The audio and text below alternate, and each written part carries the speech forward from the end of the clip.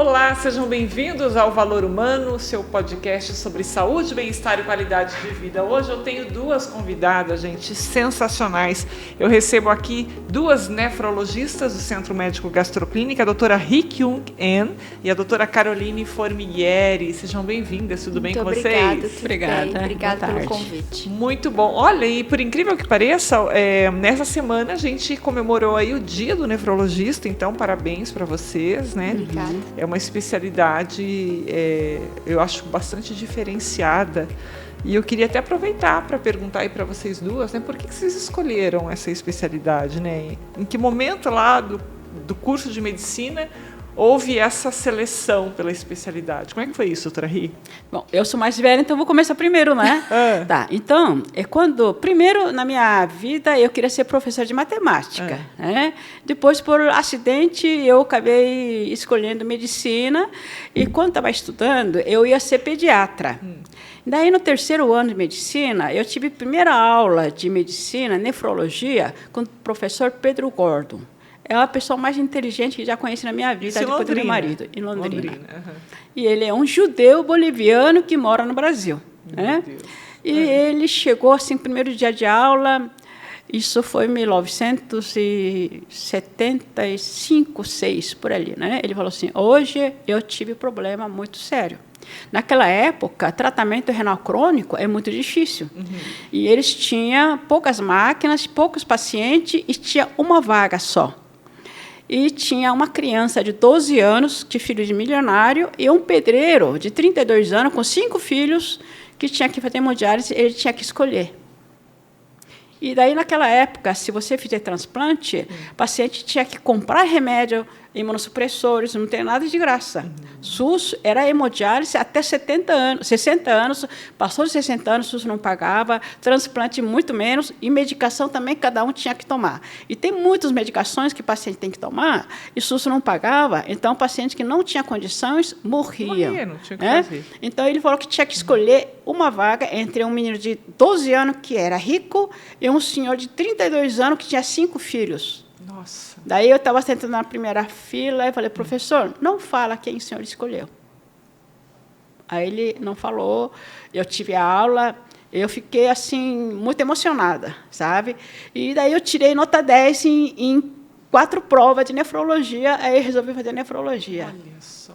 Então, confronto foi emocional esse episódio. Ali, né? Exato. Então, mas eu vejo assim, né? Depois eu tenho 45 anos formada, então 3 anos, 48 anos depois daquela aula, hoje vejo que a nefrologia é uma especialidade em espécie raro, sabe?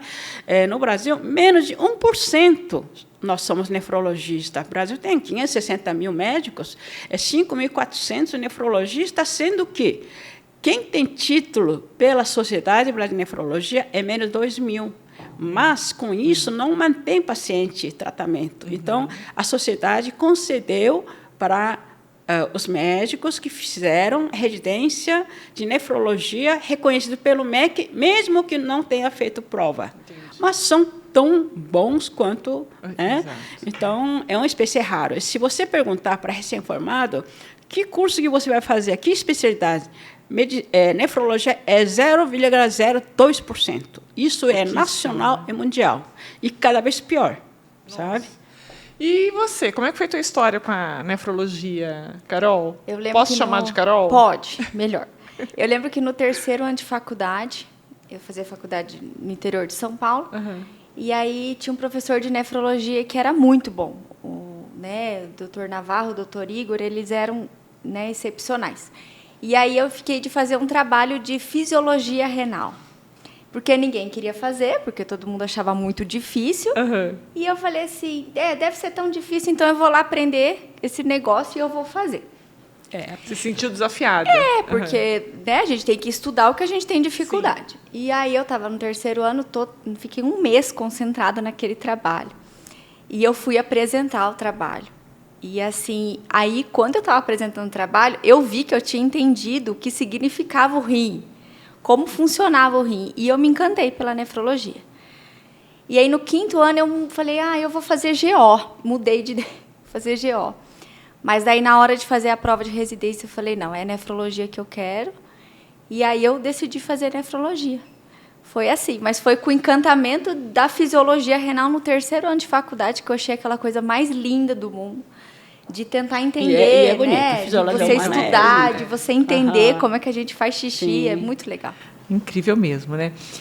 Eu estava vendo aqui, essa semana a gente celebrou aí o Dia Mundial do Rim, né? Caiu no dia 9 de março, foi na quinta-feira, né? Quinta-feira.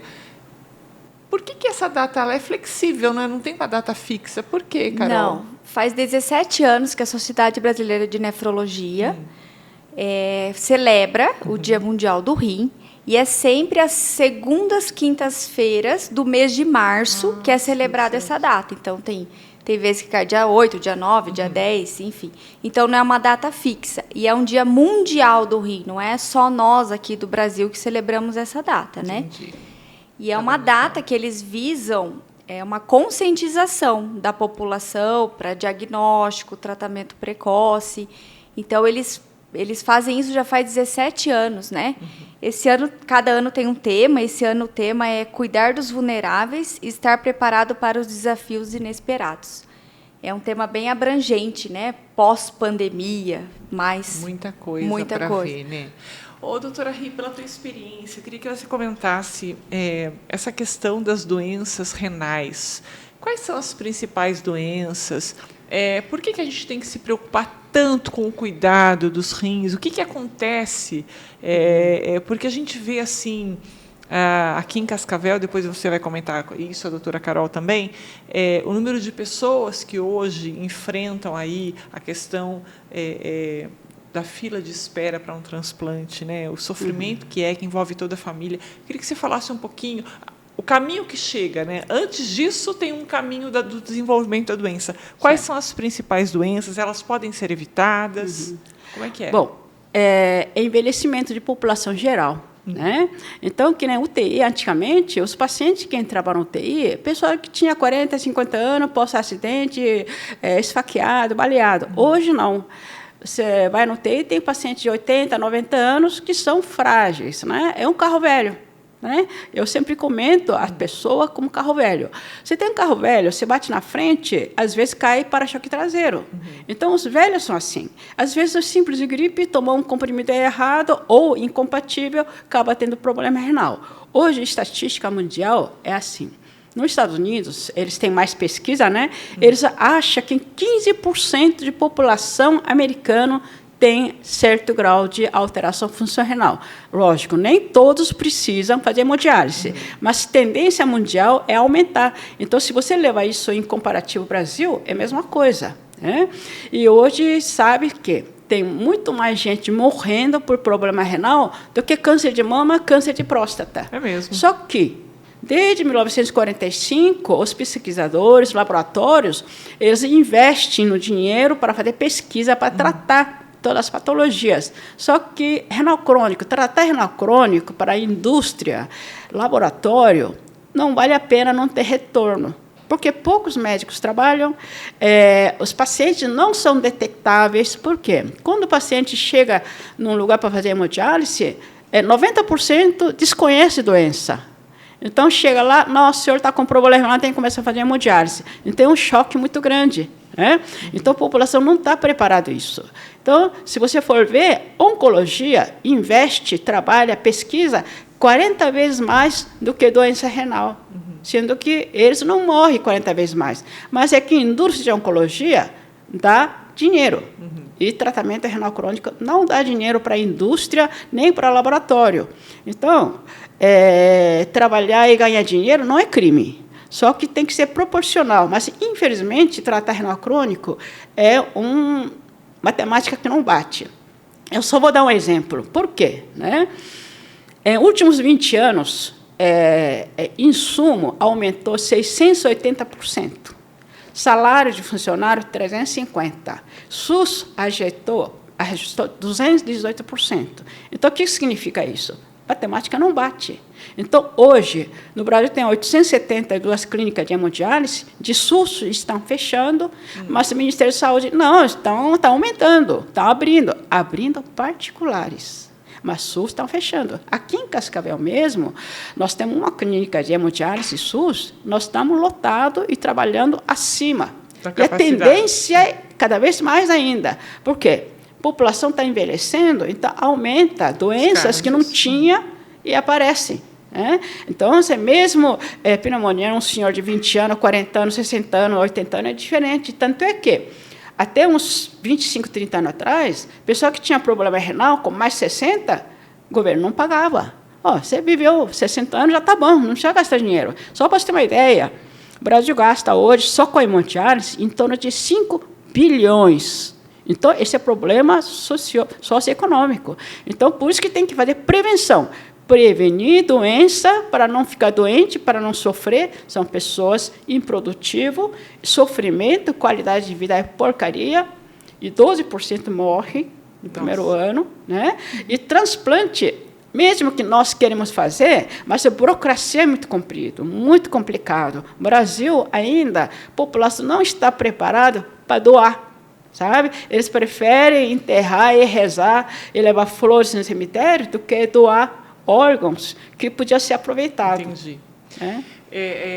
Carol, a Ri falou na questão da prevenção, né? Eu queria que você destrinchasse um pouco mais isso, né? Porque pelo que ela falou, os diagnósticos hoje têm sido feitos já no estado avançado da doença, né? E não no início. Eu queria que você falasse quais são as principais doenças renais crônicas que existem, né? E de que forma efetiva pode ser feita essa prevenção que a Ri apontou como uma possível solução para esse problema. Eu acho que a nível mundial também, tanto no Brasil como nos Estados Unidos, que tem muito estudo, mas a principal causa, né, de doença renal crônica no mundo é a hipertensão e o diabetes, né? E a gente sabe que o diabetes está vindo cada vez mais cedo, tanto pela obesidade, né, pela história dos fast food e pela má adesão à alimentação, dieta inadequada. Então, estilo de vida completamente errado. Então, o diabetes está vindo mais cedo. E com o diabetes vindo mais cedo, a gente tem uma doença renal crônica mais cedo. A pressão alta é a mesma coisa, o estresse, né, o estilo de vida, aquela correria do dia a dia, a gente está vendo, né, homens, mulheres de 30 e poucos, 40 anos com hipertensão, o que não se via lá atrás, né, tanto. Então, além do paciente ter uma expectativa de vida maior, chegar aos 80, 90 anos, que é uma doença renal crônica que a gente chama do rim senil, do rim do idoso, né, dele ter uma alteração renal pela idade avançada, também a gente tem a hipertensão e o diabetes que estão no topo da lista de causas, né? Então, assim, que a gente falar de prevenção, a gente também tem que falar de estilo de vida, a gente tem que falar de dieta, a gente tem que falar de controle de glicemia, aferição de pressão arterial mensalmente, né, controle de glicemia capilar. Então, são essas prevenções que tem que ser lá na unidade básica, né, ou no médico clínico, outros médicos, ginecologistas para as mulheres, urologistas para os homens, e fazer aferição de pressão, glicemia capilar, orientar o paciente, né, que se ele ficar obeso, ele pode ter desenvolvimento de doença renal. Então, se a gente focar em hipertensão e diabetes, a gente já vai fazer um controle muito grande da doença renal crônica no decorrer da vida desse paciente, né? Então, assim, paciente que é um diabético tipo 2, né, que é o mais comum, que é de pessoas mais velhas, depois de 5 anos de diagnóstico, normalmente esse paciente já começa a ter um declínio da função renal. Então, isso que precisa ser conversado, né? Principalmente em postos de saúde, né, doutora Ri? A gente falar bastante para os clínicos. Mas sabe o que é? Semana passada eu atendi um senhor, 84 anos. Doutora, eu vim aqui porque meu filho me trouxe. Mas eu nunca considerei na minha vida. Eu sou saudável. Eu falei, tá bom. O senhor tem carro? Tenho. O senhor faz a revisão de teu carro? Faço. Cada quanto tempo? 1 vez por ano. E o seu corpo não é um carro? É. O senhor faz consulta com cardiologista, médico de fígado? Não. Que não precisa. E agora você está tudo estragado. Agora eu vou ter que encaminhar o senhor para gastro, cardio, pneumo, oncologia, tudo isso. Então, eles enquanto não sente, eles não procuram. E só quando uma gota de água transborda o copo d'água cheio, daí que vão querer ir, né? Mas eu acho que esse ponto que a Carol falou, eu achei muito importante. Eu sempre tento usar uma linguagem mais fácil, né? Você tem um carro de passeio cabe 5 pessoas. Se você colocar 7 pessoas, o que acontece com o carro? Quebra, o quê? motor, escapamento, suspensão, banco, quebra tudo. Estraga Só que geral. o humano quebra mais precoce, porque carro você não usa 24 horas por dia. Rim, coração, corpo humano é 24 horas por dia. Então, quebra mais precoce. Mas, infelizmente, outro dia também atendi um senhor, prefeito de uma cidade, 3, 4 fazendas, tudo, e ele bateu o carro. O que ele fez? Ele pegou o carro dele, levou na oficina, mandou consertar tudo, e ele foi no pronto-socorro, disse que ia cobrar. Não, eu prefiro, não vou pagar. E foi embora, cheio de ferida, tudo. Aí foi consultar comigo para ver se o que podia atender, se a senhora podia atender por SUS. Então, é questão de valor, é prioridade. Mas você vai falar o quê? Isso aí é a educação que cada um recebeu, né? Então, agora, essa de obesidade mundial, é óbvio isso aí. Nos Estados Unidos, é fast food, né? Acho que é 61% de população, isso. Não é obeso, é acima do peso. O Brasil é 47%. Você vai lá na Coreia, é 4%. Só que está aumentando. Ah, por quê? É política. O presidente chega lá, teve super safra de alho. Povo da Coreia, por favor, coma alho, que é bom para evitar câncer. No dia seguinte, você não acha mais alho. Todo mundo vai consumir alho. Outro dia, vi na Espanha que teve super safra de tomate. O que eles fizeram? Jogaram fora. Aqui teve super safra de leite. Como o governo aumentou o leite, o que fizeram? Jogaram fora. Não, se o governante... presidente, se é alguém forte, que o povo confia, chega lá, não, leite é muito bom, mas vamos dividir, não sei o que, fala, a população aceita isso. Então, o problema é todos os lados, não é só a boca, mas principalmente é a cabeça das pessoas. Essa questão da educação que você comentou Totalmente. É uma coisa basilar, né? Tá aqui no topo da pirâmide. E você falou da obesidade também, a Carol também comentou, e a obesidade ela tá emaranhada. Mal do século. É o mal do século, né? Eu falo que é uma grande epidemia. E em março também, né? Foi mudado agora. Antigamente se lembrava, né? O Dia Mundial de Combate à Obesidade, aquela semana, o mês de obesidade em outubro. Agora é em março também. Nós estamos vivendo um mês também de prevenção da obesidade. E é incrível, porque quando você vê aquelas doenças mais graves, aquelas mais recorrentes, como o câncer, os diversos tipos de câncer, né? Vocês estão comentando aqui sobre doença crônica renal, a obesidade também está envolvida, né? E a gente vê tanta gente fazendo campanha, e eu vou ser bem sincera para vocês, olha, como jornalista na área da saúde, eu já perdi a conta de quantos programas, de quantas entrevistas eu já fiz falando sobre prevenção. Né, prevenção de doenças, falando da obesidade, e muita gente vindo aqui apontando os problemas e falando de possíveis soluções, mas é um problema macro, envolve a parte política, econômica de um país, a gente não vê nada acontecer. Na cabeça de vocês, tem uma solução isso daí? Mudar a cabeça de uma população com relação à alimentação, ao estilo de vida? O governo tem que fazer a população acredite. Por exemplo, né, se eu te der um remédio para hipertensão que custa R$100, outro custa R$2, o que o povo vai fazer? Comprar o de R$2. Não, R$100. Porque aquele 2 é de farmácia básica, não funciona. Tá? Então, o que acontece? Farmácia básica que tinha aqui, que fechou, né, que não devia ter fechado. Então, é sal. Eles compram sal da Índia. Aí eles fabricam com aquele papel alumínio comprimido, isso sai baratinho. Então, sai 95% mais barato. Aí você pega aquele remédio da Suíça, faz a embalagem, caixa bonito, papel, bula bonito, bacana. Aí o bonitão de laboratório chega lá, doutora, por favor, receita isso aqui, e amanhã nós vamos fazer um churrasco para a senhora. 40% é propaganda deles. Então, médico que receita caixa bonita. Mas isso não é regra geral, é regra geral? Ah, não sei. Se você receitar, eu uso remédio manipulado, mas é assim que funciona. Mas eu acho que o governo, nos últimos 20 anos, quer ver, economista, que é José Serra, ele era economista, ele que instalou medicação, família popular, como é? Farmácia popular, né? Farmácia popular. E daí, na época, a medicação baixou para 95%, né? E daí foi ótimo. E também, na época, foi criado farmácia de graça. Então, aquelas pessoas que têm hipertensão, diabetes, se você der remédio de graça, sai mais barato para o governo do que essa pessoa descompensa, tem que internar por SUS, exatamente, faz AVC, derrame, né? Ou infarto, sai muito caro. Então, isso é uma campanha inteligente. Esse tipo de campanha que tem que fazer. Se da picanha, da pinga, cerveja, pelo contrário, vai ficar mais doente.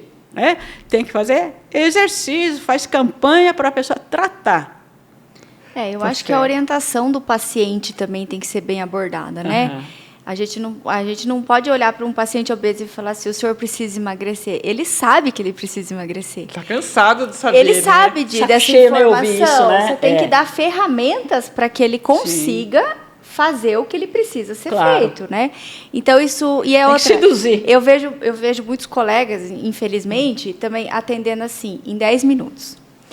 Tudo bem você atender em 10 minutos, mas dá para fazer uma orientação em 10 minutos? Né? Então, você sentar e falar assim, olha, senhor, o que o senhor come? Pegar o calendário, né, disciplinar dele, da alimentação do dia e falar o que a gente pode mudar? Né? Às vezes, uma pequena orientação, às vezes muda. Porque, assim, o refrigerante, trocar por alguma coisa light, né, orientar, né, os industrializados. Então, assim, perder 5 minutos de consulta vale a pena. E é todo mundo que está disposto a fazer isso? Não perde, ganha, né? Então, é isso que também... Isso é a medicina humanizada também, né, Carol? Então, falam tanto em medicina humanizada, se não for para praticar, então melhor não, propaganda, é verdade. Né? É isso daí, tratar o paciente não como mais um número. E tem muito, eu acho que é um pouco da questão do status da profissão de médico, o que acontece, né? Eu queria que vocês falassem um pouquinho também sobre essa questão da relação médico-paciente.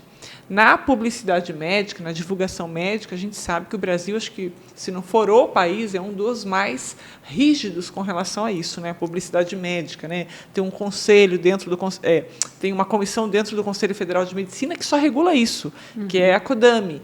E eu respeito muito, eu acho fantástico a forma como eles conduzem. A gente sabe que hoje os profissionais não respeitam... Cumprir horário. Não respeitam o que está lá, mas, enfim, é outra abordagem.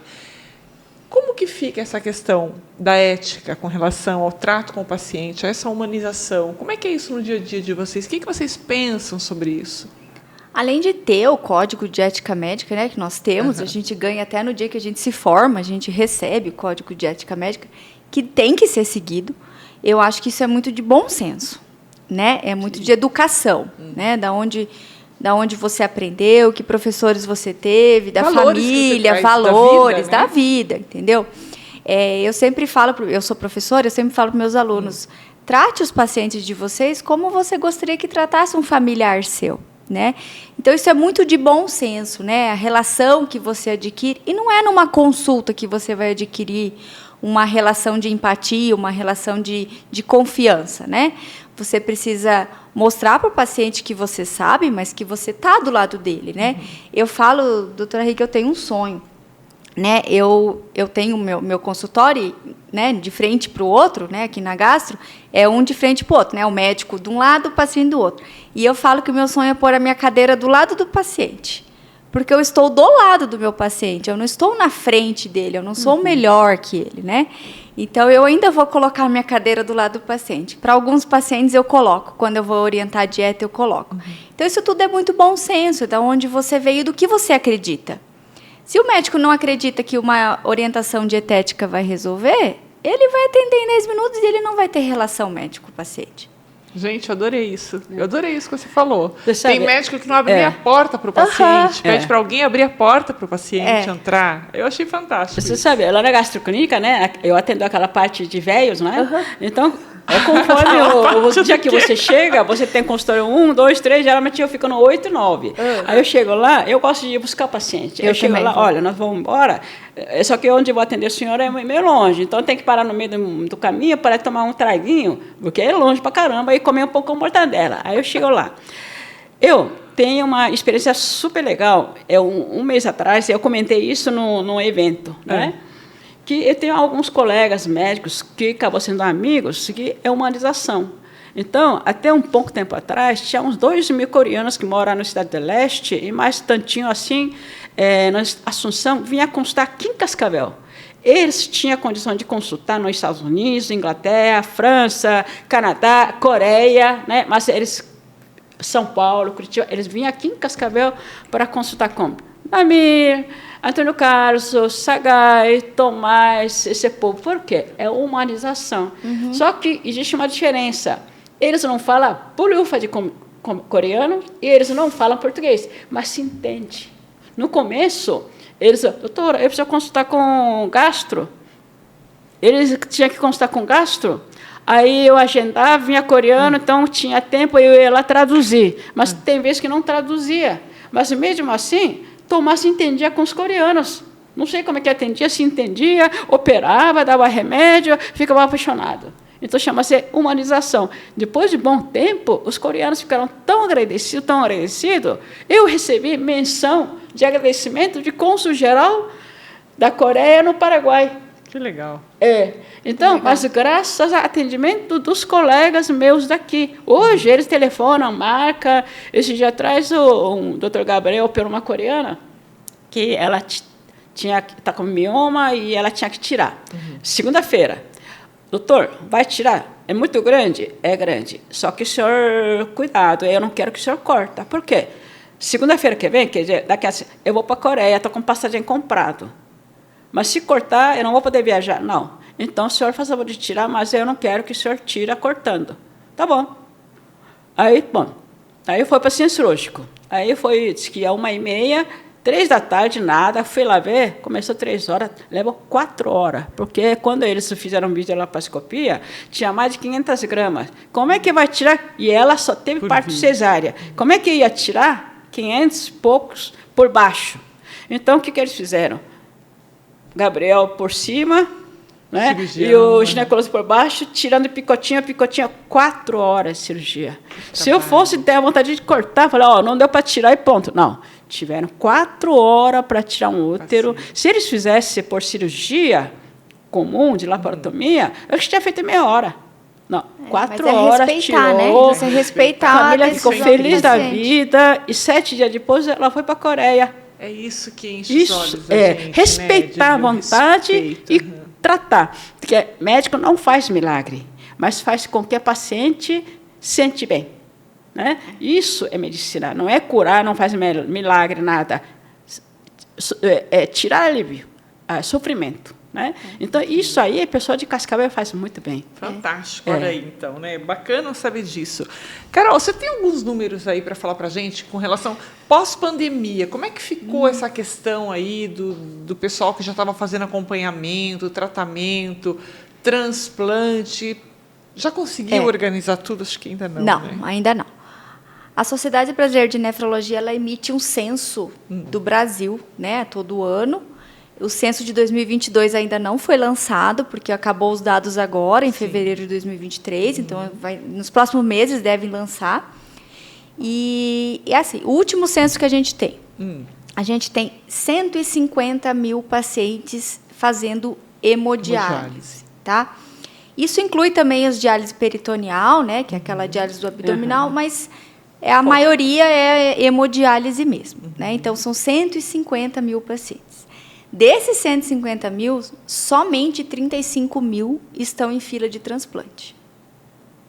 Puxa vida. Porém, o Brasil, ele tem o último dado agora de dezembro de 2022, anualmente a gente está fazendo em média de 3.500 a 4.000 transplantes ano, renais. Né? O transplante renal é o transplante mais feito, né? Ganha muito mais de coração, fígado. Então, mas é só 3.500 a 4. Se você olhar pelo tanto de gente que está fazendo hemodiálise, é muito pouco. Você ter 150 mil pacientes numa hemodiálise e você transplantar 3.500. Pouquíssimo. Então, isso piorou muito com a pandemia. Né? Porque a fila de transplante continua igual. Né? Na pandemia, falou-se menos sobre transplante, né? Muita gente ficou com sequelas do Covid e acabam não podendo transplantar, né? Então, o número não bate. Muita gente fazendo hemodiálise, pouca gente transplantando, pouca gente na fila. Por que o restante não está na fila? Ou não tem indicação, ou não quer transplantar. Então, precisamos falar muito mais de transplante renal. Né, doutora Rita? Porque o conceito de transplante está mudando um pouco. Né? Até pouco tempo atrás, você fazia transplante até 60 anos, inclusive doador também até 60 anos. Então, agora já passou. Nós já fizemos transplante de 72 anos, doador também ampliado. Né? Mas você não precisava recorrer ao doador vivo. No Brasil, infelizmente, morrem 60 mil pessoas por ano por acidente de trânsito, sendo que grande maioria são pessoas produtivas jovens. Né? Então, o pessoal ainda fala, né? Doutora, eu quero fazer transplante, mas meu sonho de consumo é motoqueiro. Infelizmente, a pessoa não respeita, pessoa que sofre acidente e morre e são motoqueiros, isso no Brasil inteiro. Então, por um lado, é triste ver um trabalhador morrer por acidente de trânsito, mas, por outro lado, se doasse, você vê que cada pessoa que falece teria 8, pelo menos, órgãos para fazer transplante. Né? Nós temos 150 mil pessoas que fazem hemodiálise, 35 mil na lista, realmente é muito pouco, mas que antigamente fazia hemodiálise até 60 anos. Hoje, nós fazemos 80, 90 anos, nós não vamos fazer transplante num paciente de 80 anos, 90 anos. Nós temos vários pacientes fazendo a hemodiálise com câncer de próstata, câncer de mama, câncer. Nós não vamos fazer transplante, porque esse paciente, se você fizer transplante, vai ter que usar imunossupressores, ele vai pegar fogo. Sim. O paciente vai ter metástase, tudo isso. Né? Então, você tem critério. Quando o paciente tem câncer, o paciente tem hepatite, malária, essas doenças assim, contagiosas, infecciosas, né? Você, depois de curado, você tem que esperar pelo menos 10 anos para fazer transplante. Né? Então, se você afastar, acaba sobrando pouca gente. Né? E quanto à Covid, aqui em Cascavel, nós começamos a fazer transplante no Hospital Salete fechado, daí depois Policlínica, 2 juntos. Como é grupo de nefro junto, estatística nossa, nós temos 437 transplantes renal. Ano passado fizemos 3, os 3 com doador falecido, só que, infelizmente, por problemas socioeconômicos, o dono do hospital acabou fechando o Hospital Salete. Esses dias eu passei lá e fiquei triste, estava demolindo já. Puxa. Mas nossa estatística de transplante no Hospital Salete é tão bom, que o próprio SUS paga 35% acima da tabela de SUS. Isso não existe. Até eu fiquei sabendo e eu fiquei surpreso. Realmente, a estatística de vocês é muito boa. Então, um serviço desse, eles fecham. E existem outros serviços que recebem procedimento, não recebem resultado. Aí, continua mantendo. Então, é triste. Né?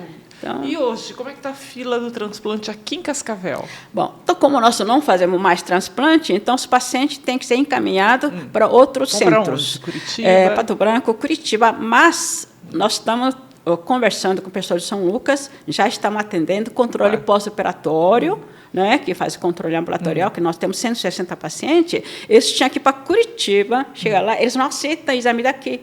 Então, chega lá, consulta, eles pedem exame, aí faz no dia seguinte, pega resultado, no outro dia vai consultar. Então, 3 dias em Curitiba para consultar de 5 minutos. Puxa. Você quer? Alguém vai dar um emprego para um cara desse? Apesar de ter transplantado, agora ele está bem. Não dá. O impacto que tem na vida da pessoa. Né? Durante 3 meses que não foram atendidos em Cascavel, nenhum deles foram consultar. Aí o que aconteceu? Para não perder rim, eles estavam tomando subdose. Metade do remédio, um dia pulava. Aí, no desespero, às vezes procurava um médico, e um médico que não tinha experiência, ficou acompanhando o paciente, então substitui com outras medicações. Então, agora nós começamos a reatender paciente, estão encaminhando, só precisa fazer transplante. Né? Então, nós conversamos com o pessoal do São Lucas, sempre assim, né? Uma porta fecha, a outra abre. Sim. Então, nós estamos seduzindo o pessoal do São Lucas, então, eu acho que é um hospital-escola, né? Existe a possibilidade de se fazer ali o Sim, transplante? tem, com certeza. Que não dá para Cascavel, né? Imagina, a gente sim. Porque nós Cascavel temos tem um papel não é só nessa Cascavel, história da região toda. Nós né? atendíamos transplante do pessoal de Toledo. Que ano que foi o primeiro transplante? Você fez parte dessa história, né? Tem, 14 de setembro de 1985. 85. né? Foi um marco. Foi. Quando eu cheguei aqui, nossa, eu fui tratada como uma bruxa. Você conhece Vai a história da embora, Rita, vai Carol? embora, o que você está fazendo aqui? Por cima, Tem uma Sim. história bem interessante. Ela não saiu porque ela é teimosa, né? Ainda bem que ela é teimosa. Eu fiquei porque eu fui muito maltratada, hostilizada, né? Tinha então, isso na época, isso é estímulo, viu? Isso é estímulo. Se sentiu Porque se desafiada. eu fosse bem tratado, tudo, não tinha graça, aí tinha de embora. Mas foi bom, porque você fez parte aí de um movimento Sim. que foi um divisor de águas na história da medicina de Cascavel e para a implantação até do próprio curso de medicina da UniOeste, na implantação do HU, enfim, tanta coisa Sim, aconteceu depois disso. Com certeza. E agora E a eu fiquei Rita foi sabendo tão- que Carol tá junto com os alunos, não é? Sim. No internato? Faço só internato, quinto e sexto ano. Ah, tá. O quinto ano fica comigo o dia inteiro, né? A manhã inteira. É um grupo de 4, 5 alunos por semana, então eles vão rodiziando. E eu A passo clínica médica, né? Clínica Ficam médica. junto. Não, só clínica médica, né?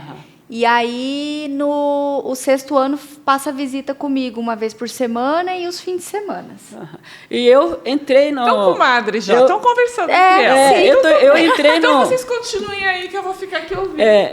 Liga Acadêmica de Transplante do FAG, os alunos me convidaram. Na verdade, vai ter terceiro ano que eu participo, né? Mas eu não sou professora, tá? Eu sou palestrante. Então, daí eu faço programação com eles. Eles são super dinâmicos, né? Para quem vai dar aula, quem vai dar palestra. Então, eu Bacana. participo com os alunos, bem bacana. Então, Mas assim, ó, o interessante, e eu acho que o que a gente ganha, nós aqui de Cascavel e da região, é que a gente vê uma geração como a da Ri, né, que tem toda uma história, eles foram lá e desbravaram, prepararam tudo para os novos médicos. A gente está vendo uma outra geração vindo com esses valores. Ri. Eles Você vêm não fica muito bem feliz mais com preparado, isso? Não, atualizado. e com esses valores, que não Sim. adianta vir preparados e sem os valores que a gente busca nesses médicos, né? Eu só queria comentar aqui, não sei se a Carol soube, recentemente a Ri foi agraciada teve o reconhecimento e recebeu o título de cidadã honorária de Sim, eu Cascavel. assisti no Né? YouTube, Parabéns, viu, doutora Ri? parabéns. Muito Obrigada. merecido, muito Foi. merecido, né? Eu estive lá na Câmara dos Vereadores, até quero aproveitar para mandar um abraço para o Serginho, amigo nosso, que entrou com essa moção, né, e foi aprovada, para que pessoas como a Ri, outras pessoas sejam reconhecidas também. Não depois que morre não adianta fazer homenagem, né? mas Aí não já é foi. eu só, né? Né? Atrás de mim tem toda aquela pessoa, família, né? Grupo de cirurgiões, hospitais, Como é que laboratórios, foi bom receber raio-x. essa homenagem, Ri? Hã? Foi bom receber essa homenagem? Eu não sei, significou eu pra pensei, eu pensei que fosse, tá bom, então eu vou lá, tá, recebi 10 minutos, eu fui embora. Não era. Tinha que chamar a família, tinha que chamar colegas, amigos, tudo isso aí, eu fiquei meio assustada, né? Daí, depois, eu não sabia. A Ana Andressa descobriu, junto com o pessoal do SPN, A nefrologista também. acharam que eu sou fundadora de SPN Paraná. Meu nome consta lá tudo, né? Aí eles mandaram para a Sociedade de Nefrologia do Brasil. Que legal. E daí a minha irmã ficou muito emotiva, né? Daí pegou para News coreano. Aí apareceu lá no jornal dos coreanos, em coreano. Que legal. E daí, Ri. Que coincidência, joia. esse ano é comemorar 60 anos de imigração coreana no Brasil. Então, eles estão fazendo uma matéria, a própria Prefeitura de São Paulo pagou uma equipe de jornalistas para fazer um trabalho, né, sobre a Uma comemoração. Entrevistaram 60 mulheres. Não sei por que 60 mulheres. Mas 60 aí anos, me né? acharam aqui no Paraná. Que joia. Aí fui entrevistado, Justo. então parece que vai ficar pronta agora. Diz que Traz vão aí me para a mandar. gente ver, né? Ah, legal, Ver né? também. Tá, Muito só bom. falta um nome de rua, né? Que não seja na periferia. Eu não posso nem falar que bairro que eu não quero, senão vai ser bullying, né? Não pode falar, Não tem pode, coisa que é não melhor a pode. gente não comentar. É verdade. Né? Gente, e família? Como é que vocês conseguem lidar com as necessidades que a profissão coloca para vocês diante da vida, né? Porque a gente sabe que medicina é um sacerdócio, por mais que vocês tenham um equilíbrio, é um sacerdócio. Como é que você lida com isso, Carol? Tem marido, filhos, como é que é isso? Fala um pouquinho. Bom, eu pra tenho um gente. marido, que é médico também, né? Cardiologista. E eu tenho um filho de 5 anos, o Francisco. Que lindo nome. Ele demanda bastante atenção. Aham. E eu só falo uma coisa, eu não dou conta. E tá tudo bem. E tá tudo bem, eu já aprendi isso, sabe? Eu trabalho em muitos lugares, né? Eu trabalho em 5 lugares, então cada período do dia eu estou em algum lugar. E eu aprendi o meu limite, que eu não dou conta, né? E quando eu aprendi isso, eu fiquei mais leve. Teve Então, paz. assim, a gente tem a culpa de mãe, por a gente, né, estar fora, trabalhar, mas eu também sou uma pessoa extremamente organizada. Então, meus horários é tudo contadinho, sabe? Eu tenho horário para sair de casa, para voltar para casa, para pegar ele, dar almoço para ele, levar para a escola, aí leva no judô, no futsal. Eu consigo me organizar, mas eu só consigo me organizar graças à minha rede de apoio, né? Sempre, né? Então, assim, tem dias fixos para o meu marido buscar, levar na escola, né? Ele tem dias que a minha mãe ajuda, né? Eu tenho as moças que trabalham lá em casa que elas me ajudam. Então, assim, você ter uma rede de apoio é fundamental. Mas você sair, tirar um pouco essa culpa e falar assim, tá tudo bem não dar conta, também tá tudo bem não dar conta. E é assim bom, que é, né? bom, Senão a gente fica muito engessada, muito preocupada. Claro, às vezes eu estou lá trabalhando, minha cabeça está lá nele, que ele não está com bem, está com febre. Mas a gente tem que saber se colocar no seu lugar e fazer tudo com calma também, sem atropelar. Então, a organização do meu dia, eu não posso perder um minuto, porque senão eu já não dou Bagunça conta de tudo, tudo. né? Uhum. Doutora Ri, para você, como é que é essa questão dessa jornada aí, né, como médica, à frente de tantos projetos e família? Você cuidou muito tempo dos seus pais aqui em Cascavel, né? Aí tem um marido, como é que é isso? Você sabe, eu tenho um relacionamento muito legal com família, né? Esses dias a Ana Andressa, a mãe dela, mora em Brasília. Veio para o aniversário dela, ficou 4 dias, foi embora. Daí eu falei para a mãe dela, você odeia a tua filha? Por quê? Nossa, você veio de Brasília, ficou 4 dias, vai embora. Minha mãe, quando vinha de São Paulo, ficava 1 mês, 2 meses, e até que um dia fizeram mala, vieram e moraram 23 anos comigo, minha mãe e meu pai, que eles me amavam. Coitada, acho que a próxima vez acho que ela vai ficar mais tempo. Aí não tem jeito. Então, eu estou vendo que a Carol, que as nefrologistas estão tudo loucas, sistemática, perfeccionista, que nem anteontem, no grupo de nefrologistas, a Vanessa falou assim, olha, tem que trocar, porque eu vou estar viajando dia 3 a 23, 24 de agosto. Aí a nossa, eu tenho a formatura da minha filha. Aí a Gisele, não sei o que, 28, não vou poder dar aula porque eu tenho plantão. Gente, ela sabe tudo de cor. Aí eu falei, eu também. Se você me perguntar, quarta-feira que vem, 13h, onde é que você está? Eu vou saber dizer se eu vou estar sentado no vaso sanitário ou estiver almoçando, porque eu sei que eu tenho horário certinho. Eu vejo que Carol é assim, e não é só Carol e eu. Todos os nefrologistas são assim. É impressionante. Metódicos, todos. eu acho que a própria especialidade faz com que você entre na disciplina. Né? Então, meu marido, mais de 20 anos que nós estamos juntos, ele não sabe. Eu acordo de manhã, estou saindo. Onde você vai? Eu vou para a clínica. Você volta para o almoço? Hoje não. Tá, então, amanhã você volta para o almoço? Tá. Aí, hoje, amanhã, eu saí 6h15, eu levei marmita, porque só ia voltar fim da tarde. Aí, hoje, 11h da manhã, ele... anteontem, né? Ele e a Gabi foram levar um almoço, que é Dia Internacional de Mulher. Ai, que amor! Aí eu chamei na Andressa, 2 almoçamos, que sobrou na Andressa, vou levar embora para comer na janta. Lembrou no Dia da Mulher. Que bacana. Então, como ele não consegue me acompanhar, mais de 20 anos, ele nunca sabe se eu estou de plantão, eu vou para onde, não sabe, não adianta falar. Mas ele está lá, é o teu apoio, é o teu suporte.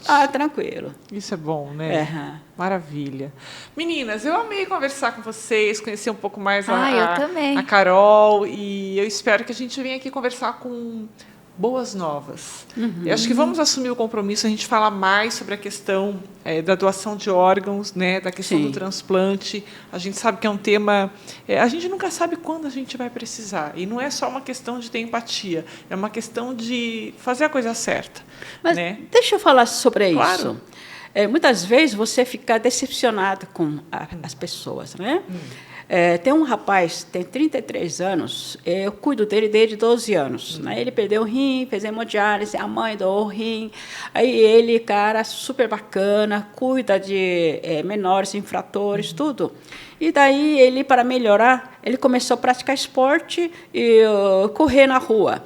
E ano passado, em setembro, e ele pediu, doutora, me dá um atestado para liberando, eu quero participar da competição de maratona de rua em Curitiba. legal. Então, eu examinei, eu dei. Aí, e daí, como é que foi? Eu falei, ganhei medalha de ouro. Ele é transplantado. Transplantado. Mãe doou. Ganhei medalha de ouro. Daí ele chorou, né? Daí eu tirei uma fotografia e tal. Eu falei, agora, doutora, em abril eu vou representar Brasil. Maratona de rua e Austrália representar Brasil. Espetáculo. Mas eu não vou, porque custa muito caro. Não, você vai sim. Não vou, muito caro. Não, eu pago passagem. Se a senhora paga passagem, eu faço, como é que vende? Rifa, não sei o quê, eu vou, tá. Tá bom, então, negócio fechado. Passou uma semana, daí, doutora, como é que é? Quanto custa? Vamos ver. Aí foi na internet. Quando eu vi preço de passagem, é outro lado do mundo. É difícil, mas eu prometi, né? Então, eu dei para ele passagem. Tá. E o restante? Ele teve que fazer rifa, ele pediu doação para convênio de saúde que ele tem, ele foi no banco, foi na prefeitura, tudo quanto é lugar, até supermercado que ele usou faixa, tudo, ninguém deu um centavo. Não conseguiu. Então, ele fez rifa de bicicleta, daí eu, lá na clínica, quem que doa? Os médicos, né? Pix, tal de Pix, pá. Daí ele vai representar agora em abril Brasil. Aí eu pedi para a Sociedade Brasileira de Transplante, nós não temos dinheiro, porque nós vivemos com, doação. Falei, mentira, eu pago a anuidade. Eu sou sócio fundadora de Sociedade Brasileira de Transplante Geral. Eu pago a anuidade. Então, vocês podiam doar. Não ajudaram. Nem responderam mais. Então, sabe? Então, ele ficou triste. Eu falei, mas, doutora, eu estou indo junto com mais um colega. E ele da onde? Curitiba. E ele, em Curitiba, tem mais opção, né? Ele não conseguiu nem metade. Que vergonha, né, para Cascavel. Vergonha. Eu achei vergonhoso. Mesmo, né? Puxa vida. Eles são heróis, né? Eles são heróis com tudo isso. E vocês também, porque vocês estão ali, vocês estão na frente do paciente, vocês estão ao lado do paciente, né? Então, eu espero realmente que tenha mais médicos, mais médicas como vocês. Humano, né? Como vocês, porque senão, como é que vão ficar esses pacientes, né? Eles que não são mais pacientes. O próprio slogan, mas o próprio slogan fala a questão da vulnerabilidade. Em relação a esse ano, eu achei bem legal que eu fui entender essa vulnerabilidade, né? Porque muitos pacientes perderam o segmento por causa do Covid, né? Perderam o segmento tanto nefrológico quanto clínico. E também no Brasil está tendo muito desabamento, muita enchente, né? Então, esses pacientes que ficam vulneráveis, que perdem as casas, e aí eles ficaram como um pouco esquecidos. E aí a Sociedade Brasileira quis trazer para a gente lembrar desses pacientes e fazer campanhas e dosar creatinina, fazer exame de urina para esses pacientes que perderam o segmento pelo Covid e que foram afetados por alguma catástrofe que aconteceu no nosso país. Então, achei bem legal da Sociedade Brasileira de Nefro esse ano, né, doutora Ri? Tem que trazer expandir para a isso. sociedade, porque o que eu acho é que essa comunicação das sociedades brasileiras, né, das várias especialidades, elas se comunicam com os médicos. E a sociedade fica à margem, não fica sabendo de nada. Então, eu acho que é um trabalho muito maior que tem que ser feito aí, em nível nacional. O próprio Ministério da Saúde, né, tem que enxergar isso e abrir para a população também. Sim. Gente, obrigada pela entrevista. Obrigada a você. Aqui, e tenha um excelente fim de semana. Muito obrigada, igualmente. Obrigada. Até a próxima. E o nosso abraço aos nossos patrocinadores, Centro Médico Gastroclínica. Você conhece, você confia. Para mais informações, você pode mandar um WhatsApp para 45 21 01 7700. E Casa Prime, né? O lugar onde você encontra as melhores opções de decoração para sua casa e para o seu ambiente de trabalho. A gente vai ficando por aqui. Nos siga no canal do YouTube, lá se inscreva e fique por dentro dos vídeos novos que a gente sempre está postando todas as semanas sobre saúde, bem-estar e qualidade de vida. A gente se vê, até mais!